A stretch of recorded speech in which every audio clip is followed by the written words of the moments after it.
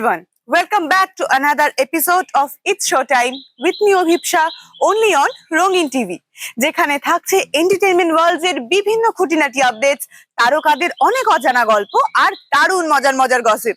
তাহলে চলুন শুরু করে দিই আজকের এপিসোড। আর প্রথমেই চোখ রাখবো আজকের আপডেটসে। অবশেষে কি সুখবরের অপেক্ষার অবসান ঘটতে চলেছে? মা হতে চলেছেন সোহিনী সরকার। বর্তমানে এই নিয়েই জোর জল্পনা চলছে ইন্ডাস্ট্রিতে। সম্প্রতি তার একটি কথাকে ঘিরেই শুরু হয়েছে এই জোর বিতর্ক। তার আসন্ন ছবি ফেরার প্রিমিয়ারে অনুপস্থিত ছিলেন অভিনেত্রী এবং তারপরেই এই নিয়ে ঘোর জল্পনা শুরু হয়।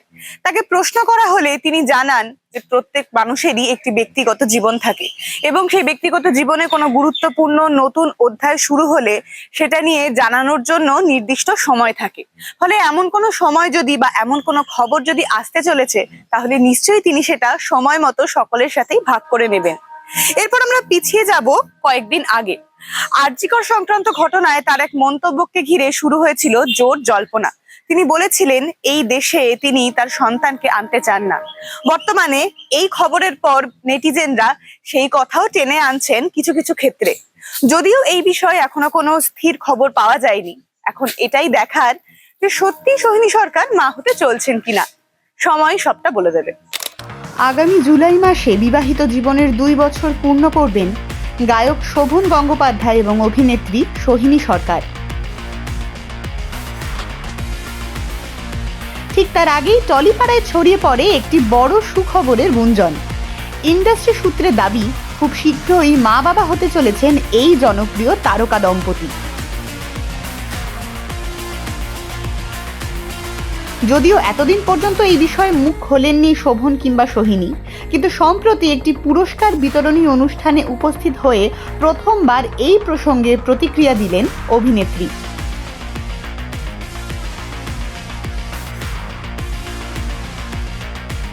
সম্প্রতি মুক্তি পাওয়া ফেরা ছবির প্রিমিয়ার অনুষ্ঠানে উপস্থিত ছিলেন না সোহিনী, অথচ ছবিতে ঋত্বিক চক্রবর্তী ও সঞ্জয় মিশ্রার মতো অভিনেতাদের সঙ্গে গুরুত্বপূর্ণ চরিত্রে দেখা গিয়েছে তাকে।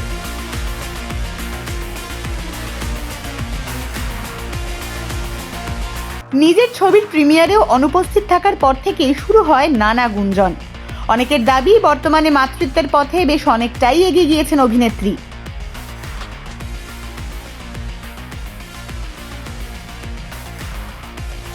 মা হওয়ার জল্পনা প্রসঙ্গে সোহিনী সরকার জানান যে উপযুক্ত সময় এলে তিনি ও তার পরিবার নিজেরাই সমস্ত বিষয়ে প্রকাশ্যে জানাবেন। তার কথায় জীবনের আনন্দ মুহূর্ত কখন এবং কিভাবে সকলের সঙ্গে ভাগ করে নেওয়া হবে সেই সিদ্ধান্ত নেওয়ার অধিকার প্রত্যেক মানুষেরই রয়েছে। সময় এলে তিনিও সেই সুখবর সবার সঙ্গে ভাগ করে নেবেন। সোহিনীর এই মন্তব্যের পর থেকেই অনেকেরই ধারণা তিনি সরাসরি না বললেও কার্যত সুখবরের ইঙ্গিত দিয়েই দিলেন।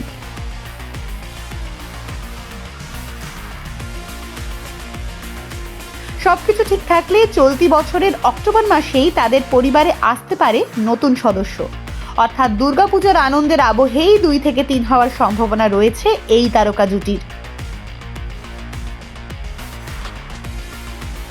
তবে এই খবরে নতুন করে আলোচনায় এসেছে অভিনেত্রীর পুরনো একটি মন্তব্য।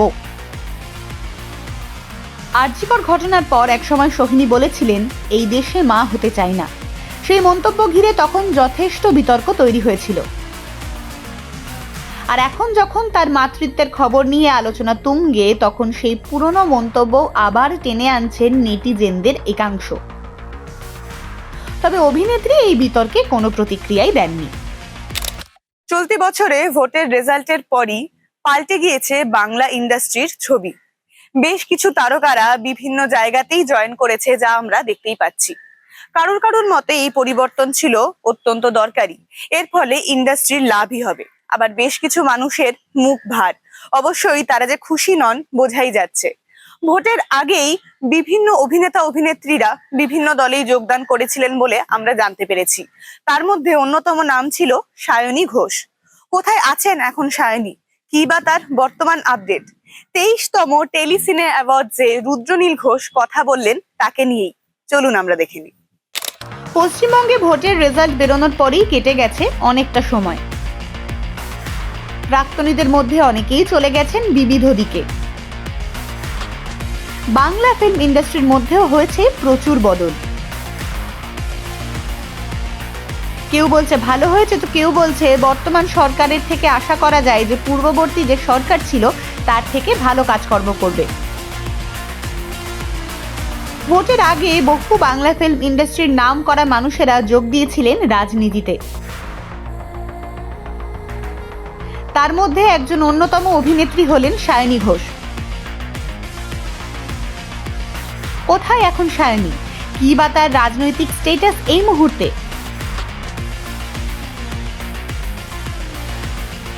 তেইশতম টেলি সিনে অ্যাওয়ার্ডসে এসে রুদ্রনীল ঘোষ কি বললেন সায়নী ঘোষ প্রসঙ্গে, চলুন আমরা দেখে নিই। বয়স্ক মানুষ, তিনি দিল্লি যে কোনো জায়গায় তিনি ঘুরতে পারেন। তো একান্ত তার ব্যক্তিগত ইচ্ছা, কি এখানে থাকবেন, কে চলে যাবেন, কে কোথায় যাবেন, একদম তাদের ইচ্ছা। কিন্তু একটাই কথা বলবো যে তারা ইচ্ছা পূরণ যেমন করেই করছেন করুন, এমনভাবে বা এমন কোনো ইচ্ছা পূরণের জন্য পদক্ষেপ নেবেন না যাতে মানুষ কষ্ট হয় বা আপনাদের ঠিক বা ভুল বোঝে। প্রথমে অরিজিৎ, তারপরে প্রীতম। সত্যি কি বলিউডে এক অধ্যায়ের সমাপ্তি ঘটতে চলেছে? সম্প্রতি প্রীতমের সোশ্যাল নেটওয়ার্কিং সাইটের একটি পোস্ট ঘিরে শুরু হয়েছে জল্পনা দর্শক মহলে। তিনি জানিয়েছেন যে তার জীবনের এক নতুন অধ্যায় তিনি শুরু করতে চলেছেন এবং এই নিয়েই বিতর্কের সূত্রপাত। তাহলে কি তিনি সত্যিই মিউজিক থেকে অবসর নিতে চলেছেন? যদি তাই হয়, তাই ভাবনা বাড়িয়ে দিয়েছে তার ফ্যান্সদের মধ্যে। কারণ আমাদের সকলেরই অত্যন্ত পছন্দের মিউজিক ডিরেক্টর হচ্ছেন প্রীতম। দারুণ দারুণ গান তিনি বলিউডকে উপহার দিয়েছেন।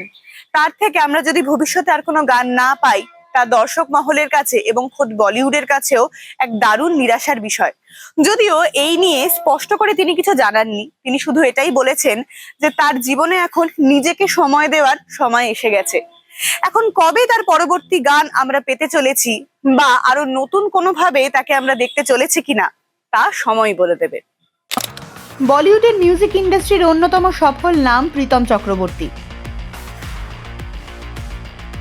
গত 2 দশকেরও বেশি সময় ধরে তিনি উপহার দিয়েছেন অসংখ্য সুপারহিট গান। কেসরিয়া, শায়াদ, সুবহানাল্লাহ, তুমিও বন্ধু থেকে শুরু করে আরো কত স্মরণীয় সুর।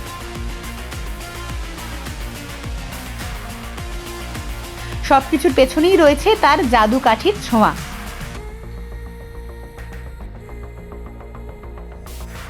কিন্তু এবার সেই প্রীতমের একটি সোশ্যাল মিডিয়া পোস্ট ঘিরে শুরু হয়েছে জোর জল্পনা। তার 55তম জন্মদিনে তিনি নিজের কিছু সাদা কালো ছবি পোস্ট করে একটি দীর্ঘ বার্তা শেয়ার করেন। জন্মদিনে শেয়ার করা পোস্টে প্রীতম জানান তিনি নিজেকেই কয়েকটা বছর উপহার দেওয়ার সিদ্ধান্ত নিয়েছেন।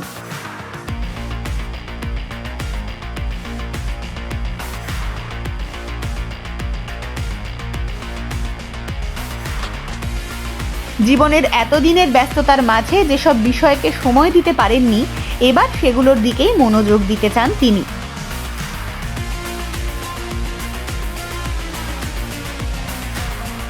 পোস্টের আরও একটি অংশে প্রীতম উল্লেখ করেন দীর্ঘদিন ধরে আটকে থাকা কিছু নতুন যাত্রা শুরু করার সময় এসে গিয়েছে। তার কথায় মূল ধারার বা বলিউডের সফর নিঃসন্দেহে অসাধারণ ছিল।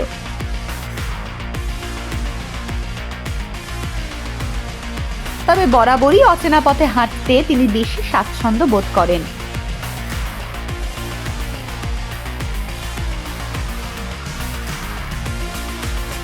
এবং এই কয়েকটি লাইনই যেন তার অনুরাগীদের মনে হাজার প্রশ্ন তুলে দিয়েছে। অনেকেরই ধারণা প্রীতম হয়তো বলিউডের নিয়মিত কাজ থেকে কিছু দিনের জন্য দূরে সরে যেতে চাইছেন।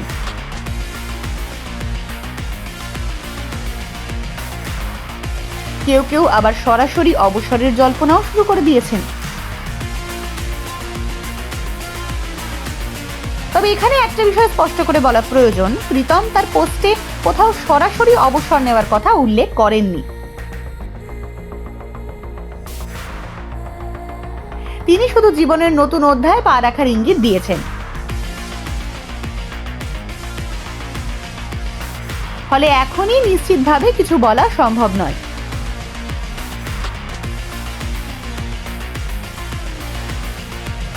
তবুও অনুরাগীদের উদ্বেগের কারণ রয়েছে, কারণ চলতি বছরের শুরুতেই অরিজিৎ সিং এর কেরিয়ার নিয়ে বিভিন্ন জল্পনা তৈরি হয়েছিল।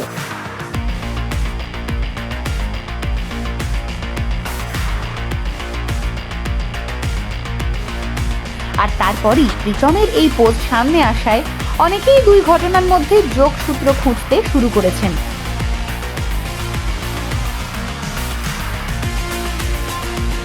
তবে অনেকের মতে এটি অবসরের ইঙ্গিত নয়, বরং দীর্ঘদিনের ব্যস্ততা থেকে বেরিয়ে নতুন ধরনের সৃজনশীল কাজ, স্বাধীন মিউজিক প্রজেক্ট কিংবা ব্যক্তিগত স্বপ্ন পূরণের দিকেই এগোতে চাইছেন প্রীতম।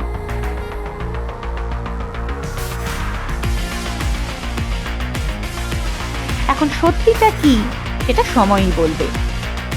বর্তমানে বলিউডের অন্যতম বক্স অফিসের সফল সিনেমা ধুরন্ধর। টাইট অ্যাকশন, দেশপ্রেম, দারুণ অভিনয় নিয়ে একেবারে জমজমাট এই সিনেমা। দর্শক মহলে প্রভূত প্রশংসা কুড়িয়েছেন রণবীর সিং এর এই সিনেমাটি। তবে একজন অন্যতম দর্শক এই সিনেমা নিয়েই তার কিছু ক্ষোভ উগরে দিয়েছেন, যার মতামত রণবীর সিং এর মতো অভিনেতার কাছে অত্যন্ত গুরুত্বপূর্ণ। তিনি আর কেউই নন, রণবীর সিং এর শ্বশুর মশাই, ব্যাডমিন্টনের কিংবদন্তি খেলোয়াড় প্রকাশ পাডুকোন।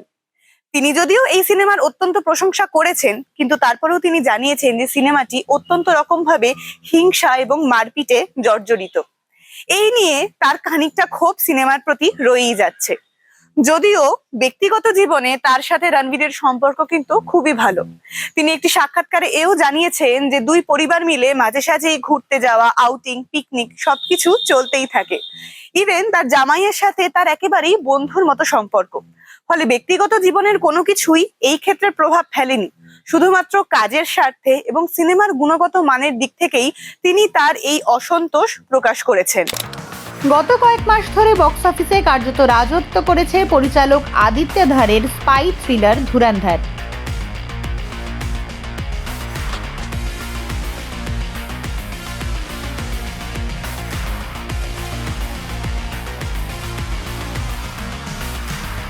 সুপারস্টার রণবীর সিং এর দুরন্ত অভিনয়, অ্যাকশন, দেশপ্রেম আর থ্রিলারে ভরপুর এই ছবি দর্শকদের মন জয় করে নিয়েছে ঝড়ের গতিতে।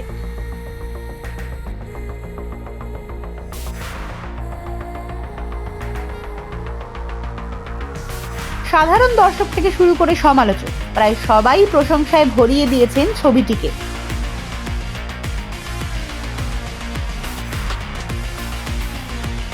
কিন্তু এবার ছবিটি নিয়ে মুখ খুললেন এমন একজন যার মতামত রণবীরের কাছে নিঃসন্দেহে বিশেষ গুরুত্বপূর্ণ। তিনি আর কেউই নন, রণবীরের শ্বশুর মশাই এবং ভারতের ব্যাডমিন্টনের কিংবদন্তি প্রকাশ পাডুকোন।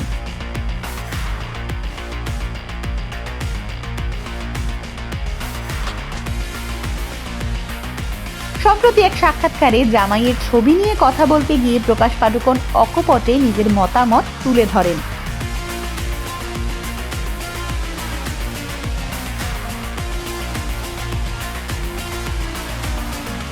প্রকাশ পাডুকোনের মতে ধুরন্ধর একটি দুর্দান্ত ছবি। ছবির প্রত্যেক শিল্পী ও কলাকুশলী অসাধারণ কাজ করেছেন এবং ছবিটি প্রায় নিখুঁত।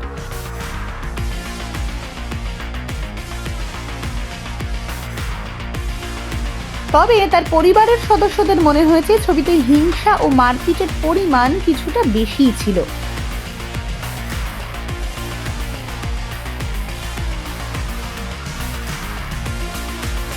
অর্থাৎ একদিকে যেমন তিনি জামাইয়ের ছবির ভূয়সী প্রশংসা করেছেন, অন্যদিকে একজন দর্শক হিসেবে নিজের আপত্তির জায়গাটাও স্পষ্টই করে দিয়েছেন।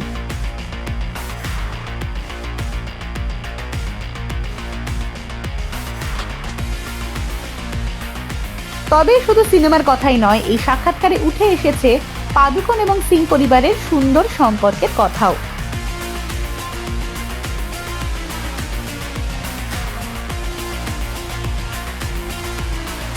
প্রকাশ পাডুকোন জানান দুই পরিবারের মধ্যে অত্যন্ত ঘনিষ্ঠ সম্পর্কের কথা।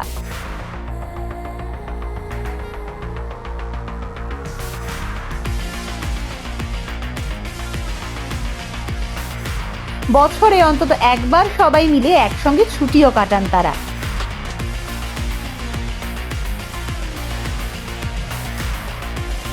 প্রকাশ পাডুকোন জানান, জামাই রণবীর সিং এর সঙ্গে তার সম্পর্ক অনেকটাই বন্ধুর মতো। তার কথায় দুজনের মধ্যে বেশ কিছু মিল রয়েছে। রণবীর খেলাধুলা নিয়ে ভীষণ উৎসাহী এবং প্রায়ই তার সঙ্গে বিভিন্ন স্পোর্টস বিষয়ক আলোচনাও করেন। অন্যদিকে প্রকাশ পাডুকোনও রণবীরের কাছ থেকে চলচ্চিত্র জগৎ ও সিনেমার ব্যবসা সম্বন্ধে জানার চেষ্টা করেন। শুধু তাই নয়, ফুটবল নিয়ে নাকি তাদের আড্ডা হয় সবচেয়ে বেশি। রণবীর সিং ইংলিশ ফুটবলের জনপ্রিয় ক্লাব আর্সেনালের একনিষ্ঠ সমর্থক। অন্যদিকে প্রকাশ পাডুকোনের ছোট মেয়ে আনিশা পাডুকোন সমর্থন করেন ম্যানচেস্টার ইউনাইটেডকে। সব মিলিয়ে একদিকে যেমন ধুরন্ধর নিয়ে প্রশংসা, তেমনই ছবির অতিরিক্ত হিংসা নিয়ে সব সমালোচনা। প্রকাশ পাডুকোনের এই খোলামেলা মন্তব্য এখন সোশ্যাল মিডিয়ায় বেশ আলোচনার বিষয় হয়ে উঠেছে। Well, that's it for the day. আবারও ফিরে আসবো নতুন নতুন খবর, গসিপ, আড্ডা নিয়ে। ততক্ষণ সঙ্গে থাকুন, দেখতে থাকুন ইটস শো টাইম, শুধুমাত্র রঙিন টিভির পর্দায়।